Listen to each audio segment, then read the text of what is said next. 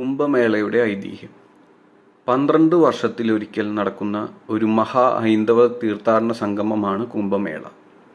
പ്രയാഗ്, ഹരിദ്വാർ, ഉജ്ജയിൻ, നാസിക് എന്നിവിടങ്ങളിലാണ് കുംഭമേള നടക്കുക. അർദ്ധ കുംഭമേള 6 വർഷത്തിലൊരിക്കൽ ഹരിദ്വാറിലും പ്രയാഗ് രാജിയിലും നടക്കുന്നു.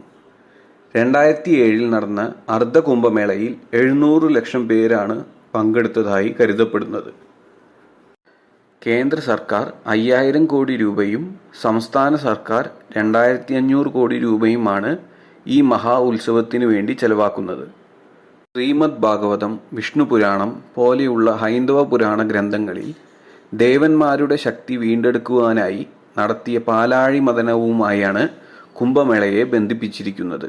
ഗരുഡൻ വഹിച്ചിരുന്ന ദേവന്മാരുടെ നിത്യയൗവനം പ്രദാനം ചെയ്യുന്ന അമൃത് പ്രയാഗ്, ഹരിദ്വാർ, ഉജ്ജയിൻ, നാസിക് എന്നിവിടങ്ങളിൽ വീണു തുളുമ്പി എന്നതാണ് വിശ്വാസം. കുംഭമേള നടക്കുന്ന സമയത്ത് അതാത് നദികളിലെ വെള്ളം അമൃതാകും എന്നതാണ് വിശ്വാസം. ഈ നദികളിൽ സ്നാനം ചെയ്യുന്നതാണ് കുംഭമേളയുടെ പ്രധാന ചടങ്ങ്. കൂടാതെ മതപരമായ ചർച്ചകളും ഭക്തിഗാനങ്ങളും മറ്റും നടക്കാറുണ്ട്. ഓരോ വർഷവും ഗ്രഹങ്ങളിൽ വ്യാഴൻ, സൂര്യൻ, ചന്ദ്രൻ എന്നിവയുടെ സ്ഥാനമനുസരിച്ചാണ് കുംഭമേളയുടെ ദിവസം തീരുമാനിക്കുന്നത്. ലോകത്തിൽ തന്നെ ഏറ്റവും കൂടുതൽ ആൾക്കാർ ഒത്തുചേരുന്ന